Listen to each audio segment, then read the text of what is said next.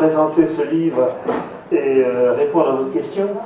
Mais j'aurais voulu d'abord rappeler que nous sommes dans les locaux des archives départementales du Val-de-Marne, des locaux du Conseil général du Val-de-Marne. Donc de temps en temps, on reviendra à notre département, des départements tout à fait naissants, en 68, qui n'avait pas encore d'identité, mais qui avait une réalité, ville par ville, des réalités plus finalement de bassin d'emploi. Par exemple, il y a un bassin d'emploi d'Ivry, Vitry, Villejuif, etc., très caractéristique. Il y a l'aéroport avec Orly, et il y a toutes les autres fonctions du Val-de-Marne. Et l'association qui organise, c'est l'association itinéraire et histoire ouvrière en Val-de-Marne, qui est l'association maîtron du département. D'ailleurs, on a des petits papiers, s'il y a des gens qui veulent adhérer à notre modeste association, ils sont toujours les bienvenus. Nous allons d'ailleurs nous lancer dans une exposition sur la chanson engagée en banlieue et dans le Val-de-Marne, c'est un de nos prochains objectifs, mais nous réalisons plein de choses autour de cette association. Avec toujours l'esprit des acteurs, recueillir des témoignages quand nous avons l'occasion, et si vous poursuivez, on sera attentif à cette poursuite. Et puis, il y a eu dans le Val-de-Marne une réalité de mai 68 dans les entreprises, et là de façon extrêmement variée, enfin, particulièrement à Ivry, dans la chimie, dans la métallurgie, bien sûr à Orly, qui est un des hauts lieux d'emploi, mais aussi dans le département au travers des transports, des hôpitaux. Et il faut voir à Villejuif, l'hôpital psychiatrique, par exemple, c'est non seulement un lieu de travail, c'est un lieu de réflexion sur la santé mentale, qui est alors en pleine ébullition. Toute une série de thématiques qui la traversent. Et dans une ville comme Créteil aussi, les hôpitaux pèsent. On n'a pas encore le centre, le CHU Henri Mondor, qui est en construction, qui se termine, mais l'hôpital intercommunal de Créteil, avec des nouveaux acteurs de la vie sociale. Avant, dans les hôpitaux, les acteurs de la vie sociale, c'était essentiellement par les syndicats, le personnel hospitalier. Mais là, on voit apparaître les internes qui prennent la parole, qui distribuent des tracts, qui participent à la vie locale, les médecins éventuellement, enfin, essentiellement la jeune génération qui va beaucoup peser à Villejuif comme à Créteil. Et puis, il y a tout l'univers des associations de jeunes, les MJC. Jean-Jacques Mitterrand n'est pas là, mais c'était le directeur de l'MJC de Fresnes, qui a été extrêmement actif. On a un autre directeur de l'MJC, historique de notre département, mais qui n'était pas encore dans le Val-de-Marne. Alain Roch est arrivé plus tard sur notre département, et son témoignage figure d'ailleurs là dans le livre. Son témoignage sur une jeunesse à Béziers. Mais je pense qu'il aura l'occasion d'intervenir. Mais j'ai pensé vous présenter. Je vais vous parler de Créteil, puisqu'à Créteil, il y a eu une occupation, une petite Sorbonne christolienne. C'est le ciné-club Zoom 16 qui a été occupé pendant le mouvement de mai. En 1900, et c'est pour nous faire réfléchir au fait que, bien sûr, mai 68 explose comme ça, mais il y a toute une série quand même de signes qui conduisent. À partir de 1962 et en 1963, les jeunes de Créteil, qui ont un poids démographique considérable, c'est la génération du baby boom, avec la construction des nouveaux ensembles, constituent un comité des jeunes de Créteil. Ce comité des jeunes de Créteil, c'est au départ le regroupement des jeunesses du PSU, de la JOC et de la jeunesse communiste. Ils font signer une pétition qui est signée par 400 jeunes, ce qui fait scandale dans la ville, parce que ces jeunes sont bien souvent de simples collégiens, de classe de 3e. Il n'y a pas de lycée encore à Créteil. Donc c'est le collège et un petit peu plus les jeunes ouvriers qui comptent. Et la mairie, ils réclament une piscine, ils réclament des maisons de jeunes, ils réclament un ciné-club. Et la mairie décide de donner un ciné-club en fin 63, début 64. On le voit là dans les premières réunions.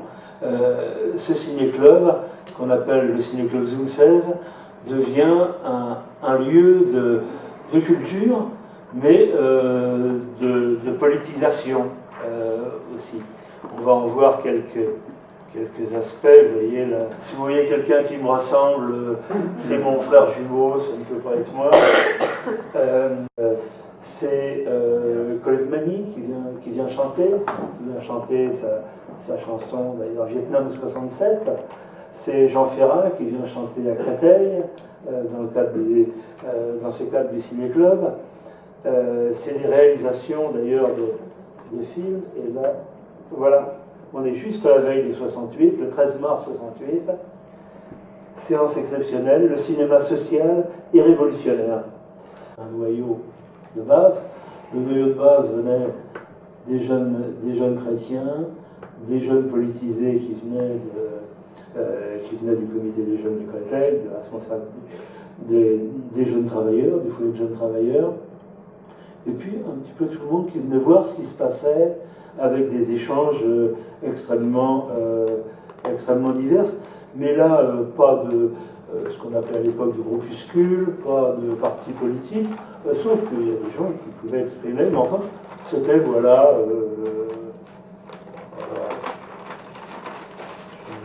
j'ai regardé s'il me restait. Alors, des affiches, vous les avez, elles sont toutes versées aux archives départementales. Mais est-ce que c'était du meilleur goût? Moi, c'était les jeunes qui sont devenus peintres d'ailleurs, hein, qui sont devenus des artistes, qui avaient 15 ans, 15 ans, 16 ans, qui faisaient ça. Et où là on voit la volonté générationnelle, quoi, hein, les autres, la droite, c'est les vieillards, c'est le monde ancien, etc. On est très heureux d'avoir un nombre conséquent de témoignages sur des petites villes, des villes moyennes, voire des villages. Et ça nous permettait de mettre en avant le fait que c'est un événement qui a imprégné jusqu'aux profondeurs, jusqu'à ses profondeurs la société française, et que ça a eu des conséquences dans toutes les catégories sociales. Par exemple, effectivement, nous avons des manques qu'on peut regretter, mais en fait, c'est des gens qui sont présents à travers le témoignage d'autres personnes. Par exemple, nous n'avons pas beaucoup de commerçants et artisans, on aurait bien aimé, y compris pour avoir des témoignages de gens qui auraient, par exemple, dit que 68 c'était une horreur, que ça leur a coûté beaucoup parce qu'il y avait une pénurie, fermeture de commerce, ou je ne sais pas quoi. Enfin, tout était ouvert, on souhaitait tout en fait, hein, pour montrer qu'un événement c'est une multitude de choses, et pour damer le pion à l'imagerie qu'on a tous, hein, de mai 68, qui est reprise encore aujourd'hui, de moins en moins peut-être, mais enfin quand même dans certains médias qui réduisent effectivement les événements à Paris et aux étudiants. Donc on souhaitait avoir des témoignages, y compris hostiles à l'événement. Alors vous n'en trouverez pas énormément quand même dans le... Enfin pour ainsi dire aucun qui soit véritablement hostile dans le bouquin, mais des gens qui avaient un rapport soit distant, soit méfiant à l'égard de ce qui se passait. Par contre on en a. Et dedans, on a donc des catégories sociales qui n'ont pas parlé directement au sens où elles n'ont pas soumis un témoignage, mais qui sont présentes à travers le témoignage des autres. Donc on a des buralistes, par exemple, qui sont présents, notamment parce qu'il y a quelqu'un qui raconte à un moment donné qu'il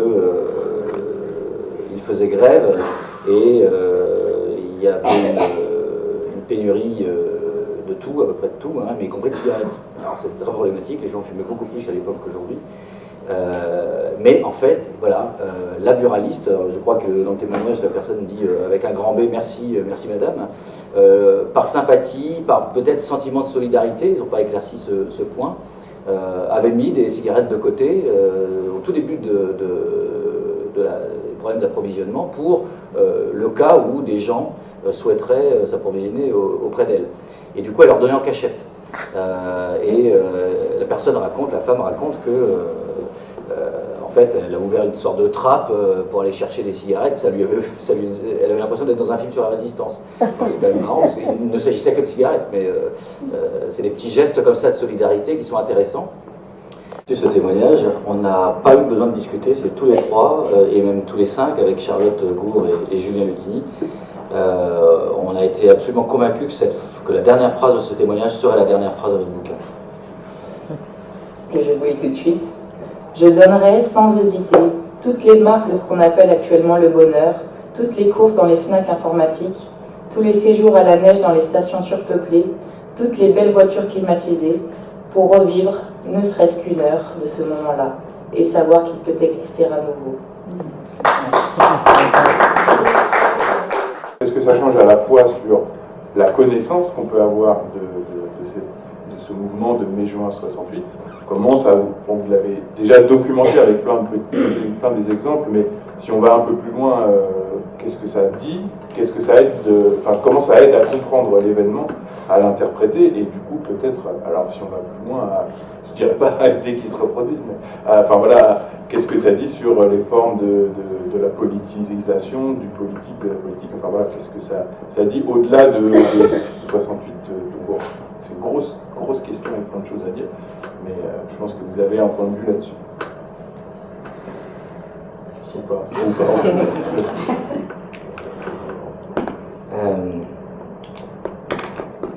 pas.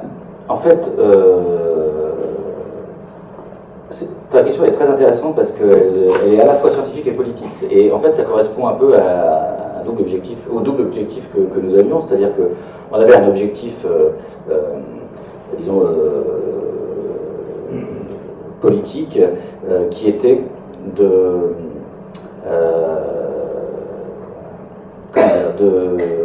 redonner la parole à ceux dont on estimait qu'ils en avaient été finalement privés après l'avoir prise en 68. Privés parce que dans les décennies ultérieures, et d'anniversaire décennal en anniversaire décennal, seuls étaient appelés à la tribune ou sur les tréteaux médiatiques une poignée d'anciens leaders qui avaient en plus,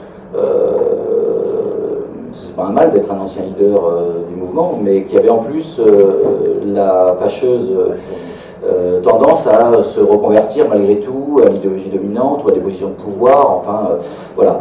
Et à la limite, j'allais dire grand bien leur face ou grand mal leur face, peu importe, mais le problème c'est que, on le sait tous, hein, mais ils ont eu tendance à rationaliser la trajectoire personnelle qui a été la leur en faisant la trajectoire d'une génération entière, de tous les gens qui avaient vécu l'événement.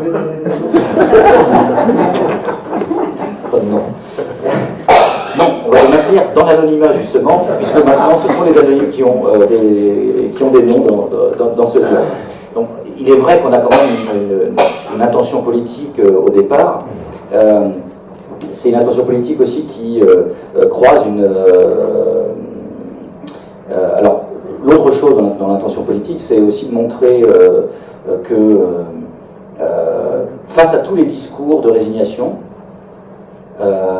et face à la résignation que même les acteurs du mouvement social aujourd'hui peuvent éprouver parfois, avec le sentiment que l'adversaire est bien trop fort, qu'il a de multiples relais, et en particulier un relais qui est le façonnement du consentement par les médias, je crois que c'est très fort. Le façonnement, disons, non, pas seulement du consentement, mais de l'idée qu'il y a d'autres alternatives. Hein. C'est le fameux « There is no alternative » de Thatcher, qui nous est servi en permanence quand... évidemment, il faut réformer la SNCF, comment peut-on faire autrement? Face à ces résignations-là, on voulait montrer, parce que ça transparaît dans le livre, qu'en fait, des événements comme ceux de mai 68 ne peuvent pas être prévisibles. Et donc, en fait, c'est pas parce que nous, aujourd'hui, on serait dans l'attente en se disant, mais finalement, ça peut plus ressurgir, on n'y arrivera pas, etc. Rien n'est jamais perdu, parce qu'en 68, comme on le sait, bien qu'il y ait eu auparavant une agitation étudiante très forte et une intense grève ouvrière, en particulier dans l'année 67, rien ne laissait prévoir quand même que ça prendrait cette tournure, cette puissance, cette force. Rien ne laissait penser par exemple que ces crises sectorielles se réuniraient, se conjoindraient à un moment donné et fabriqueraient le plus grand mouvement social que la France ait jamais connu dans son histoire. Bon, c'est pas pour fabriquer de la croyance et de l'espoir à bon compte, hein, mais c'est quand même une manière de dire que les événements historiques de ce genre, et puis en plus il y en a d'autres exemples dans l'histoire, même la Révolution française, ne sont pas entièrement prévisibles. Donc c'est pas parce qu'on est un peu désespéré parfois ici que rien ne peut ressurgir. Donc il y a quand même une dimension politique dans le projet. Mais il y avait une dimension scientifique également, qui est liée à l'idée, d'abord qui prend qui prend sens dans le fait qu'il y a beaucoup de travaux historiques qui revisitent les événements révolutionnaires, les événements critiques, à travers l'ordinaire, ou les protagonistes ordinaires. Bon, je pourrais donner des exemples très rapidement, mais il y a par exemple, moi j'ai adoré un travail de l'historien italien de la Révolution française, Haim Burstein, qui avait publié un livre aux éditions Vendémiaire en 2013 ou 2014, qui s'appelle Révolutionnaire, et qui est allé rechercher dans les archives les actes et les paroles de ceux qui n'avaient pas de nom, mais qui s'en sont fait un dans les événements parce qu'ils ont pris des rôles, parce qu'ils se sont investis. Et parce qu'aussi, ça c'est une particularité qu'il ne pouvait pas y avoir en 68, parce qu'ils ont été aussi récompensés d'une manière ou d'une autre par les autorités révolutionnaires. Par exemple, ceux qui ont pris la Bastille se sont vus décerner, quand on a pu vérifier qu'ils avaient bien pris la Bastille, etc., participer à la prise de la Bastille, le brevet de vainqueur de la Bastille. Donc la direction révolutionnaire récompensait. Bon, évidemment, là on était dans un événement où le pouvoir politique était adverse. Donc n'imaginez pas de Gaulle décerner des brevets de bonne occupation, par exemple, de l'usine. Mais voilà, et en fait, quand on revisite les événements par l'ordinaire, comme ça, par les acteurs ordinaires, on voit plein de choses qu'on ne voit pas quand on regarde seulement les événements politiques ou la Convention, par exemple, sous la Révolution française, ou là, par exemple, les acteurs politiques ou les organisations, voilà. Donc on voit plein de choses. Et on voit notamment le fait que, on voit ce que c'est que la politisation par l'événement. On voit que des gens qui n'ont pas nécessairement ni de connaissances politiques, ni même le goût de la politique, vont les acquérir grâce à l'événement et durant l'événement, avec des phénomènes de prise de parole que personne ne peut anticiper. Donc c'est une autre fenêtre sur les événements révolutionnaires. Bon, il y a d'autres cas. Moi, sur la croyance révolutionnaire ou sur la croyance politique, par exemple, les travaux de Claude Pelletier et Bernard Pudal sont fascinants dans le Souffle d'octobre et auparavant dans le sujet communiste, parce que à travers les biographies communistes, les autobiographies communistes d'institutions, mais aussi à travers les correspondances. Moi, j'ai été fasciné par, je l'enseigne d'ailleurs en cours, par la correspondance d'Albert Vassar et de Sylvie Geisenberg, au tournant des années 20-30, c'est génial en fait de voir le travail par lequel un communiste essaie de maintenir la croyance face aux évolutions du parti, lui qui avait été un peu anarcho quand même auparavant. Comme beaucoup d'ouvriers de l'époque. Voilà, comme beaucoup d'ouvriers de l'époque. Et je crois que par le bas, comme ça, comme l'historiographie ouvrière anglaise de la classe ouvrière dit, hein, c'est les fameux travaux de Edward Palmer Thompson, hein, de la formation de la classe ouvrière anglaise au XIXe siècle, il propose une histoire par le bas, c'est-à-dire regarder les petites pratiques, les gens ordinaires, pas forcément les organisations du mouvement ouvrier, on voit beaucoup de choses. Donc il y a aussi une conquête scientifique. Et puis là, par exemple, dans le bouquin, le fait de regarder l'extraordinaire de l'événement par l'ordinaire des gens et l'ordinaire des rapports à l'événement, ça donne des choses assez... ça restitue la richesse des vécus d'événements comme ça, et le fait que, occuper, c'est les petites choses pratiques. Hein, c'est aussi ravitailler. Tu as donné un exemple de ravitaillement de comité de grève. On a un autre exemple, par exemple, d'une jeune étudiante de Poitiers qui avait auparavant créé un comité Vietnam de base avec des camarades d'enfance. Je crois qu'il y a un menuisier, je sais plus, il y a un ouvrier, il y a un menuisier, il y a dans la bande, hein, il n'y a pas que des étudiants. Et en fait, ils vont décider d'aller courir les villages environnants pour solliciter les paysans pour qu'ils donnent de la nourriture pour le comité de grève. C'est le fameux cas dont tu parlais tout à l'heure, où, parce que la fin de l'histoire, c'est que l'extrême droite va mettre de l'essence dans les bidons de lait. Je crois que c'est le même témoignage. Hein. Mais elle raconte quelque chose qui est fascinant, c'est que, en fait, son père était médecin de village, donc il connaissait tous les paysans du coin. Donc il lui a dit, va voir ces gens-là, ces gens-là, ces gens-là, ces gens-là. Donc elle y va, et avec quelques camarades de son comité Vietnam. Et en fait, les premiers qui la reçoivent lui disent, quand elle explique pourquoi elle vient, ils lui disent « Ah bah vous manquez pas de culot ». Et en fait, elle croit qu'elle va être mal reçue, mais en fait, pas tellement. Il lui demande d'expliquer ce qu'elle veut exactement. Elle explique que c'est pour le comité de grève, pour les ouvriers en grève de l'usine La Pile Le Clancher. Et là, il donne. Et il donne des noms de gens qu'elle peut aller voir pour qu'il donne, etc. Et ce qui est génial, c'est que quand elle revient chez elle, son père, donc médecin de village, il lui dit « Alors vas-y, dis-moi qui a donné et qui a refusé de donner. » Et en fait, quand elle lui dit qui a donné et qui a refusé de donner, quand elle lui dit qui a donné, il dit « C'est quand même incroyable, c'est les mêmes qui cachaient les résistances sous la Seconde Guerre mondiale. » C'est fascinant. Bah, ces petites choses-là, quand on regarde par en haut, on ne peut pas les voir. Quand on regarde par en bas, on peut les voir. Et on voit aussi qu'il y a une prégnance quand même de l'histoire antérieure dans l'événement de mai 68. La guerre d'Algérie, mais la Seconde Guerre mondiale aussi, quoi. Donc voilà, je crois qu'il y a du point de vue scientifique, c'est voir mieux, c'est voir plus loin, c'est voir plus intimement aussi la puissance des événements historiques. Ce que je voudrais dire, c'est peut-être un petit peu ce qui m'a amené finalement à rentrer dans cette action de mai 68. Comme le disait Éric Neveu, dans le livre, il y a beaucoup de témoins qui étaient déjà fortement engagés politiquement et beaucoup de témoins qui n'étaient pas du tout engagés, qui ont reçu mai 68 comme ça, un petit peu sur la tête. Moi j'étais entre les deux, puisque en troisième, j'étais rentré à la GEC, l'Institut d'études chrétiennes, pas tellement par conviction religieuse, mais par besoin de me retrouver dans un collectif et de faire quelque chose. Et donc, si vous voulez, dans ce cadre-là, on avait déjà l'habitude de s'intéresser au milieu dans lequel on évoluait. Et en même temps, grâce à un professeur du lycée, nous étions dans l'optique de mettre en place une maison des jeunes de la culture, donc voilà l'itinéraire. Alors dans mon témoignage qui a été retenu, je parle surtout du début de l'action dans ce lycée de Béziers, des premiers jours, avec la difficulté de choisir son camp, puisque une partie des élèves rentraient fortement poussés par les enseignants, et une autre partie restait sur les trottoirs un petit peu dans l'expectative, avec du décalage par rapport à Paris, puisque bien entendu à Béziers, on n'a pas démarré en même temps que ce qui s'est passé à Paris. Mais il ne s'est pas passé grand-chose finalement à Béziers, sauf que dans le lycée, on s'est immédiatement attelé à réformer l'enseignement, vaste programme, et donc pendant des semaines, nous avons travaillé à la rénovation de l'enseignement, matière par matière. J'ai récolté des tonnes de documents, puisque j'avais déjà un petit peu l'esprit archiviste, donc j'ai récupéré les documents qui sont aux archives départementales de l'Hérault depuis une vingtaine d'années, parce qu'on m'a sollicité, donc j'ai fourni tous les documents que j'avais. Et donc c'était ça essentiellement la révolution, si vous voulez, que nous avons faite à Béziers.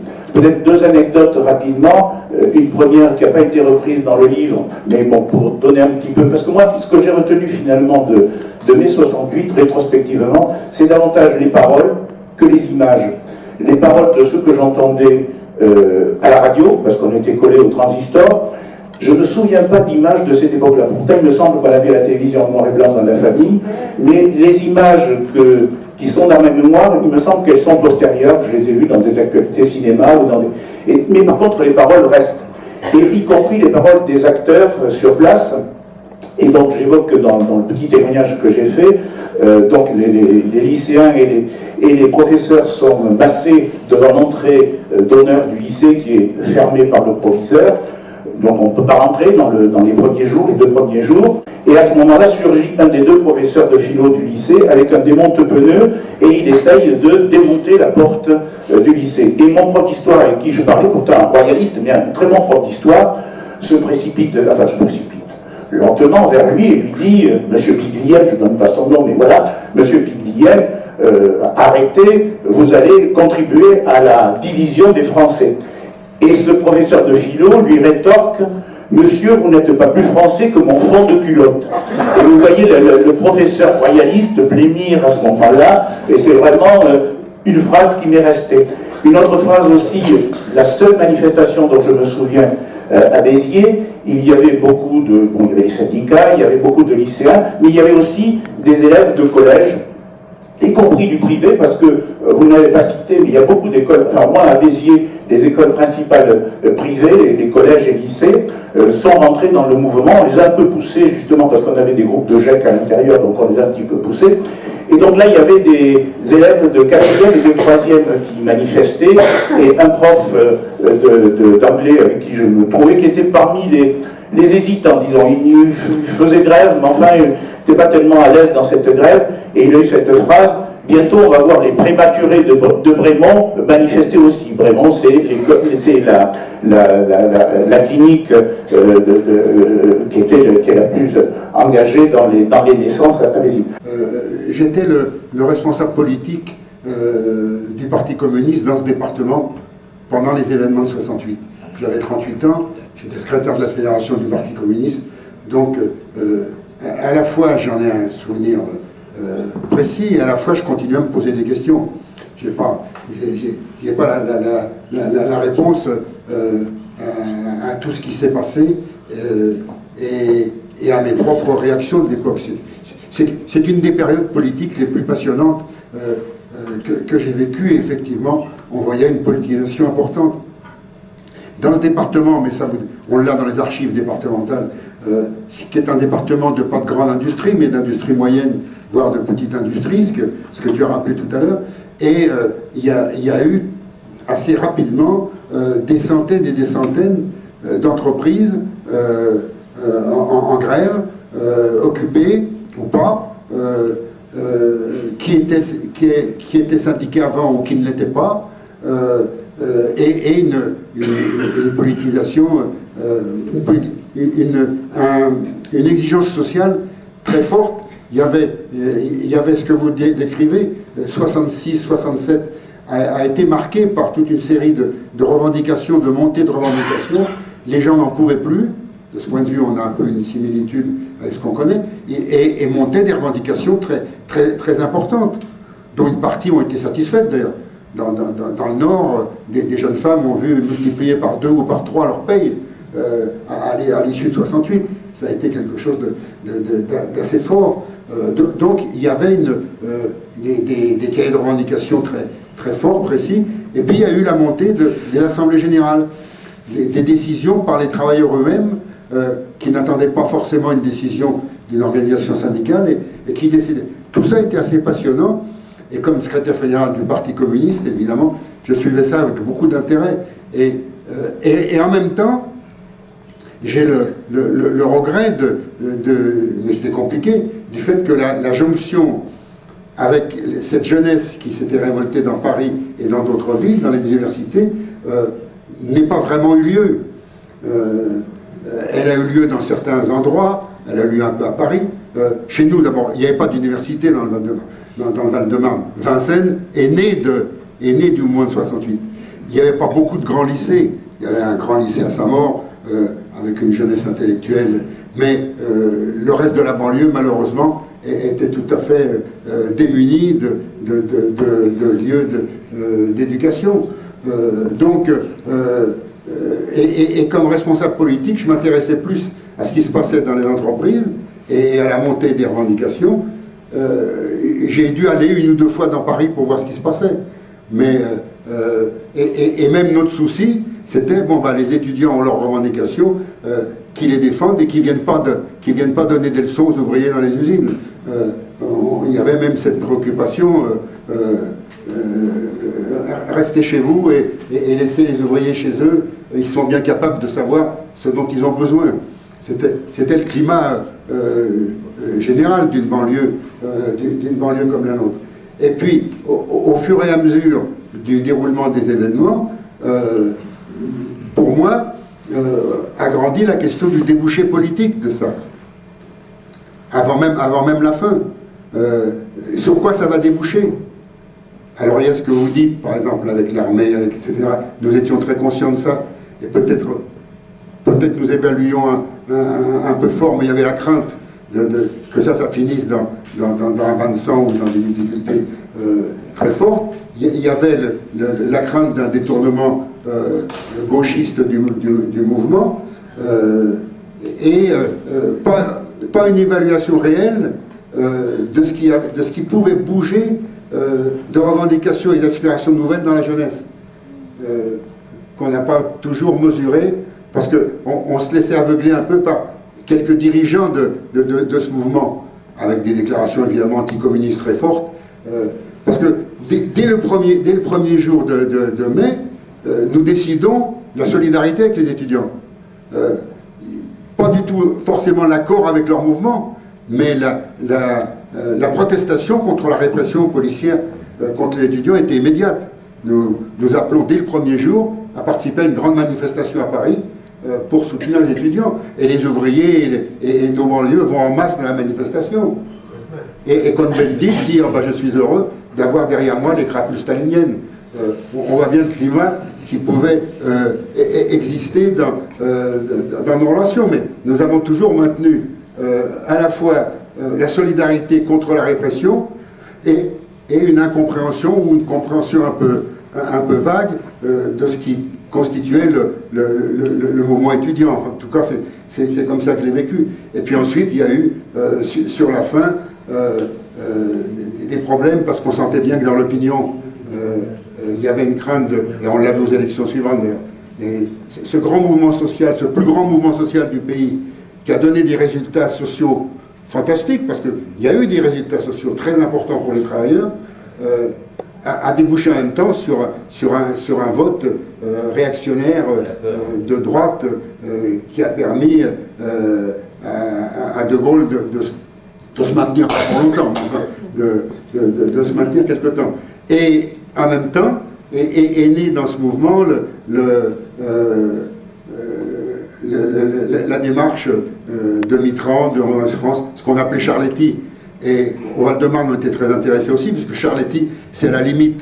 Le stade Charletti, l'événement important qui montrait une espèce de préparation de coup d'État politique pacifique, mais par Mitterrand et par Mendès France et par Rocard, avec la déclaration de Château-Chinon. Est-ce que la situation en France est révolutionnaire? Vous vous souvenez de ça, des déclarations de Château-Chinon? Quand vous avez demandé des témoignages, j'ai eu envie de le faire, mais c'était pas à ce niveau-là, donc j'ai laissé faire. Dans la nuit où Mitterrand annonce sa déclaration de la situation révolutionnaire, Valdez-Crochet, qui était le principal dirigeant du Parti communiste, nous convoque à 3 h du matin à la place Kossuth, à l'époque, qui était le siège du Parti communiste, pour interroger les secrétaires fédéraux de la région parisienne. De votre point de vue, est-ce que la situation est révolutionnaire? Et nous avons tous dit unanimement, non, elle n'est pas révolutionnaire. Il y a des petits groupes dans les usines qui, la nuit, occupent à quelques-uns. Les travailleurs sont rentrés chez eux, ils reviendront demain matin, et ils ont surtout le souci de l'aboutissement de leurs revendications, et nous ne sentons pas une poussée révolutionnaire de transformation de l'État social en France. C'était en tout cas le sentiment que je portais. Mais je pense qu'il y a eu des débouchés politiques après derrière, sur lesquels je n'insiste pas, mais cette non-perception de ce qu'il y avait au fond des revendications de la jeunesse continue à me peser, quoi. Et pose question, c'est pourquoi ça m'intéresse. La société de consommation. Une fraternisation, il y avait un échange extraordinaire, et ça a été un creuset pour moi d'une nouvelle naissance. Enfin, moi je dis toujours, je suis née en 68. Je suis vraiment née en 68. Et c'était quelque chose d'extraordinaire. Je crois vraiment que notre génération, elle a quand même vécu avec la lourdeur des traumatismes familiaux des 2 dernières guerres, des 2 guerres mondiales. Moi, j'ai mon père qui a été prisonnier en Allemagne, j'ai mon grand-père qui a été blessé à la guerre 14-18. Bon, c'était très fort dans les récits familiaux, ce traumatisme, c'était très fort. Et donc, il y avait une espèce de choc de plomb sur... C'est lourd, cette histoire, c'est très très lourd à porter pour nous, jeunes gens. Et on avait qu'une envie, c'était la paix, la fraternisation, l'utopie d'un monde nouveau, l'utopie d'un monde où tout le monde s'aimerait. Je veux dire, moi, je me rappelle que le mot amour, s'aimer, désirer, se rencontrer, fraterniser, c'était très fort quand même. C'était des sentiments extrêmement puissants. Et pour moi, c'était des sentiments qui venaient aussi de cette lourdeur de ce qu'on avait vécu dans cette conscience, cette prise de conscience aussi des crimes nazis. Enfin, moi, j'ai fait partie des échanges franco-allemands, et quand j'ai rencontré des jeunes Allemands qui eux-mêmes se posaient la question sur les crimes de leur père, les débats, ils étaient vraiment, vraiment forts, quoi. Et cette prise de conscience, cette honte que les jeunes Allemands et que nous, par rapport à la collaboration, on commençait à comprendre aussi que la France n'avait pas été très claire dans tout ça. Il y avait une certaine honte aussi de tout ça et une envie de tourner la page, de tourner cette page-là et d'aller vers autre chose, quoi. Moi, j'ai un souvenir très fort de ça. Et puis, ce contact avec les étudiants, la manif du 13 mai, bon, la manif du 13 mai, ça a été quelque chose, hein, la manif du 13 mai, ce sentiment de faire un corps commun, une espèce de corps collectif, qui, moi, m'exaltait totalement, quoi, cette espèce d'impression de faire partie d'un corps qui allait changer le monde. Il y avait cette utopie de la jeunesse, hein, on va changer le monde. Et puis c'est vrai que le comité d'action lycéenne, moi j'ai aussi participé à la création du comité d'action lycéenne, on était très très engagés, et c'est vrai qu'à fin 69, je me suis fait virer d'arrêt du lycée avant mon bac, avant de passer en terminale, et je me suis retrouvée à aller travailler et à essayer de passer mon bac en candidat libre. Je l'ai raté, bon c'est pas grave, mais du coup j'ai appris le monde du travail. Et là, je crois que, bon, mon père était ouvrier, c'était un syndicaliste, il était gréviste, il était dirigeant syndical, il était engagé. Donc il y avait quelque chose de fort aussi au niveau d'identification avec le père. Mais j'ai appris aussi à connaître les conditions ouvrières. Parce que j'ai travaillé, j'étais à Manpower, je faisais n'importe quoi.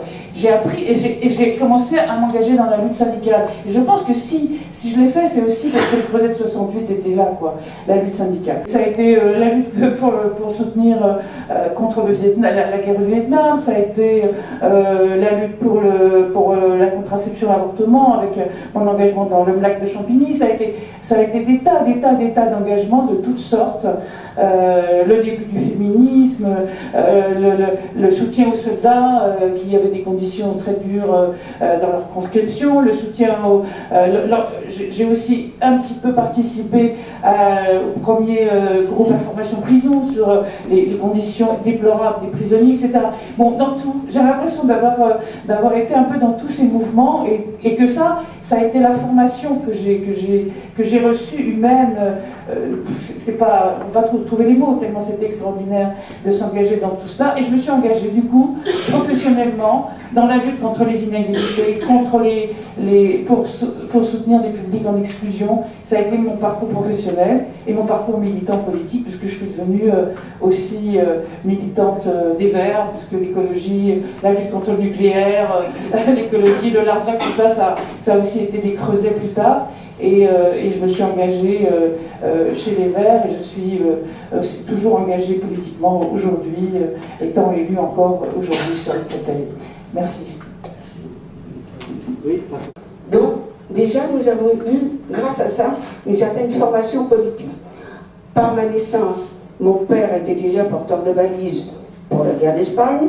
Donc, à la maison, bien qu'appartenant à une famille plutôt aisée et plutôt bourgeoise, j'avais été élevée tout de même dans un esprit, entre guillemets, politique, sans adhérer vraiment à un parti.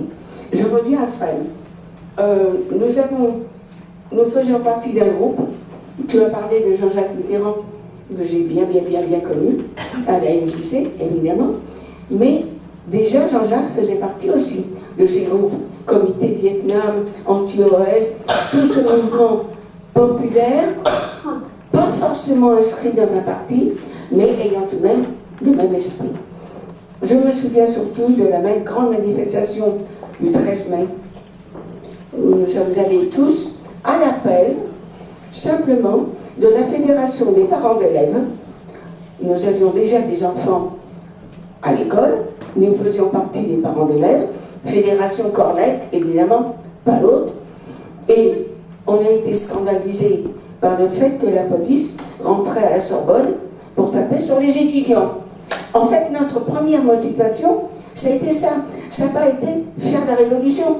C'était aller contre la police qui tapait sur les étudiants à la Sorbonne. On a été à la manif, on a suivi. À l'enfer Rochereau, on a entendu dissolution, mais pas question de dissolution. Et on est tous repartis à la Sorbonne.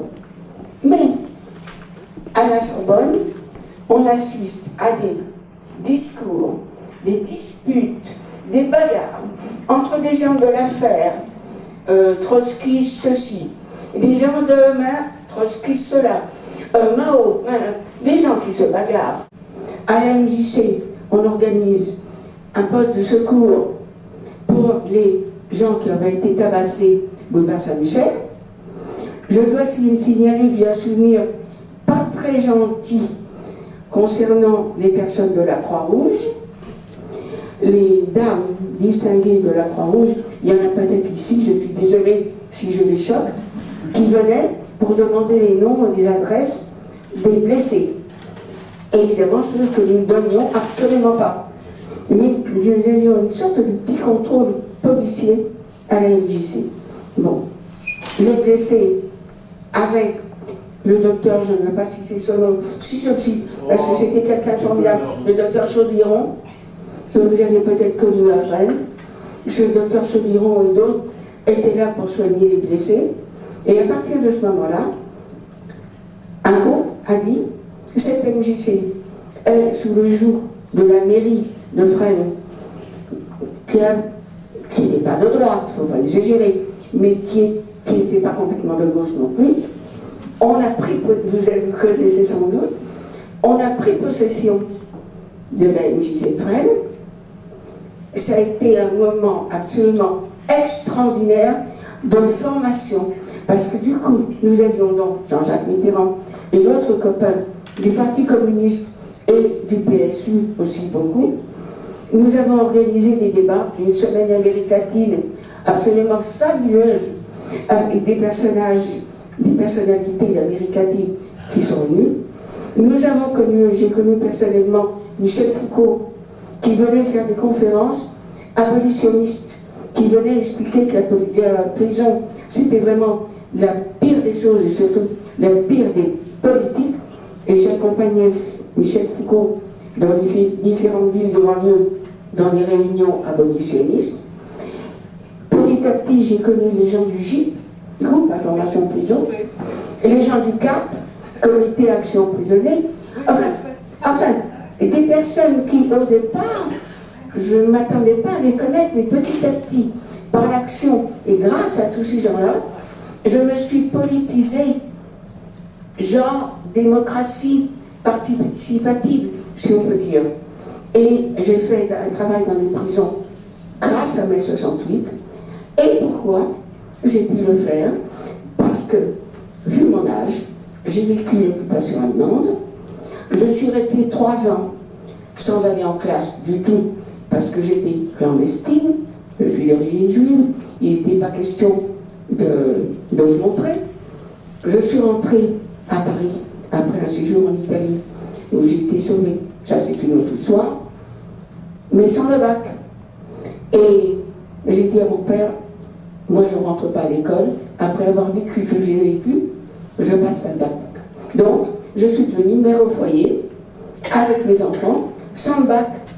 Mais, est arrivé mai 68.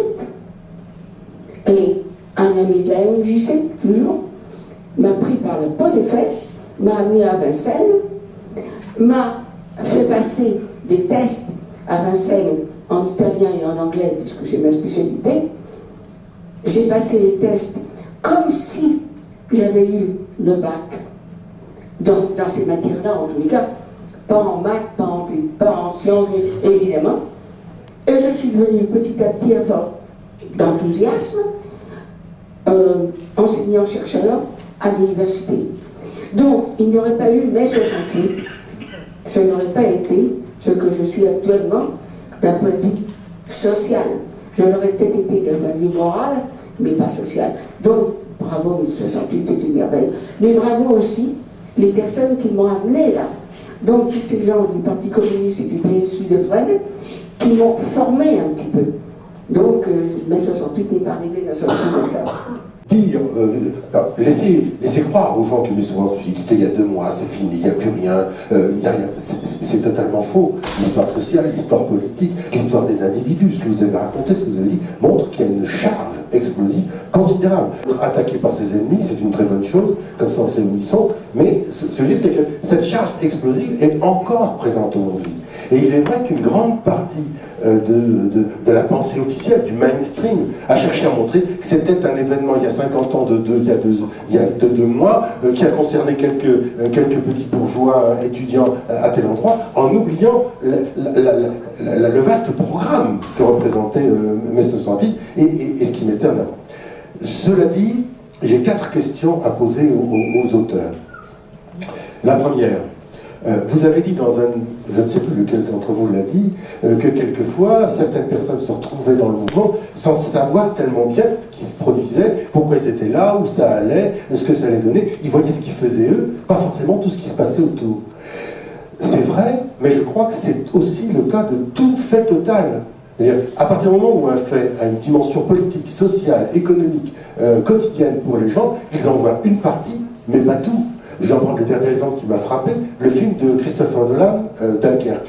Il représente des individus qui ne voient pas la totalité de ce qui se passe, qui sont dans un événement dramatique et qui en voient une petite partie, une toute petite partie. Et je ne veux pas comparer l'un à l'autre, c'est pas du tout la même chose. Mais il n'empêche que tout fait total, tout fait social de ce genre fait que des gens se retrouvent à un moment ou à un autre, ils progressent dans l'événement. Ils progressent pour eux-mêmes, ils progressent pour le groupe, ils progressent pour les revendications qu'ils mettent en avant, sans forcément voir tout ce qu'ils faisaient. Moi, qui suis un militant de 60, qui ne suis pas comment dirais-je, quelqu'un qui arrive comme ça et qui dit ah, il se passe quelque chose, et je ne suis pas un des dirigeants médiatiques. Je fais partie de ces milliers de personnes qui ont organisé, qui ont fait, qui ont préparé, qui ont été dans les structures de mai 68 pour faire que ça existe. À l'époque, je suis le responsable du service d'ordre de la Sorbonne, et puis on fait des manifs, et puis on fait des autres. Je vous rappelle quelque chose, parce qu'on l'oublie aussi, c'est quand on occupe la Sorbonne le 3 mai, c'est parce qu'on nous prévient qu'il y a des fachos qui circulent dans le quartier et qui vont venir occuper la Sorbonne. Pourquoi? Parce que la veille, moi et d'autres, on avait un peu cassé l'exposition de Vietnam du Sud dans la maison de l'industrie qui est place Saint-Germain-des-Prés. Donc on avait un petit peu cassé, c'est vrai. Et donc ils avaient dit, on va se venger.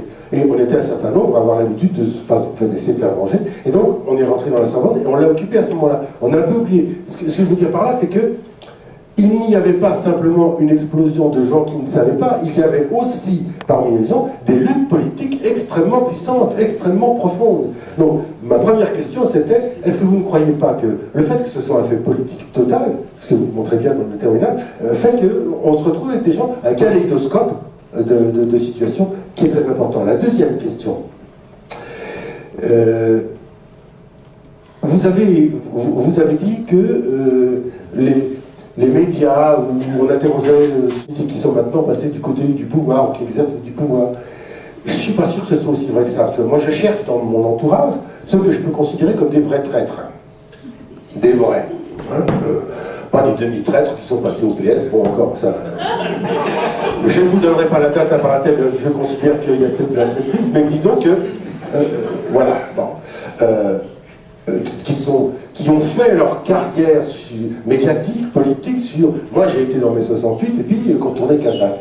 Mais quand je vous regarde et que je vois que nous sommes sans doute pas tous très très loin de la même génération que la mienne, je regarde s'il y a beaucoup plus de jeunes que moi. Moi, je n'ai pas fait baisser la moyenne d'âge en venant ici. Donc, finalement, on est beaucoup à ne pas avoir passé du côté des pouvoirs. Finalement, il y a beaucoup de gens qui ont des métiers, qui ont des engagements politiques, des engagements syndicaux, mais des vrais traîtres, ceux qui sont devenus autre chose, j'en connais pas tellement. Il y en a sûrement, et bien sûr qu'il y en a. Mais je crois que la proportion de ceux qui ont fait de mai 68 leur héritage politique et social est beaucoup plus important que le nombre de gens qui sont comme ça. Troisième question, j'ai un peu l'impression, mais peut-être c'est parce que je n'ai pas encore lu le livre, que je vais, rassurez-vous, recenser pour la Revue des droits de l'homme. Très bientôt, on va faire une double page sur mai 68, et vous aurez bien sûr une place importante. C'est moi qui vais le faire. Est-ce que j'ai pas lu le livre, donc je ne sais pas, mais j'ai l'impression qu'il y a une forme de sous-estimation de la fonction politique. C'est-à-dire que même dans les témoignages que vous avez donnés ici, on a l'impression qu'on oppose les bons, les militants, aux politiques qui sont tous des mauvais. Luc Stein, c'est une partie du mouvement trotskiste, c'est pas tout le mouvement trotskiste, mais il y avait des luttes politiques intenses. De ces luttes politiques que vous pouvez trouver absconses, il n'empêche qu'elles créent de la ligne, elles créent de la discussion, et que c'est ça qui était le plus important. que la lutte entre Krivine et Gluckstein qui s'engueulaient pour savoir si c'était bien d'être à la quatrième internationale ou pas. Bien sûr, ça dépassait les gens, ça, ils en foutaient. Mais le fait de faire de la politique et d'apprendre à faire de la politique, c'est aussi ce qui est arrivé à plein de gens en mai 68. Et j'ai l'impression que vous sous-estimez un petit peu dans le livre, à moins que je me sois complètement trompé et qu'il y a une section dont vous ne m'avez pas parlé, ou bien qu'elle traverse la totalité du livre, mais l'engagement politique est quelque chose de très très profond. Tout à l'heure j'ai entendu le témoignage de, je m'excuse, j'ai oublié son nom, du camarade du Parti communiste. Marcel Z. Les luttes politiques étaient très très fortes entre les uns et les autres. Tu as dit dans ton témoignage, la jonction ne s'est pas faite. Il faut quand même dire que beaucoup des structures du Parti communiste et la CGT en particulier ne souhaitaient pas cette jonction. Ils ne la voulaient pas. Ils pensaient que politiquement, elle était nuisible parce qu'elle engageait la classe ouvrière dans une autre voie que celle qui lui était habituelle. Et que je me souviens très très bien que dans la Sorbonne, en mai 68, et à côté, les luttes politiques que nous avions avec l'UEC et les JC étaient extrêmement violentes. Très très violentes.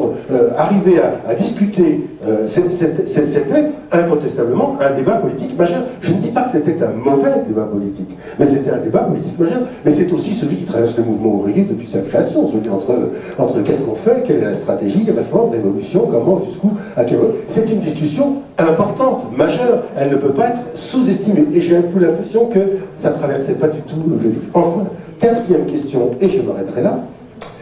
Le livre, vous dites, ça, je le vois bien, même si j'ai pas mis mes lunettes pour faire 73 ans, celles et ceux qui l'ont vécu. Pourquoi? Tout à l'heure, vous avez dit celles et ceux qui l'ont fait. Non, laissez-moi terminer. Est-ce que, ce que je veux savoir, vous avez sûrement raison, est-ce que chez vous, dans ce que vous faites, il y a une charge différente entre ceux qui l'ont vécu et ceux qui l'ont fait? Est-ce que vous comprenez vécu comme étant quelque chose qui est plutôt du domaine du ça m'est tombé dessus? Ou bien est-ce que ceux qui l'ont fait, j'y ai participé?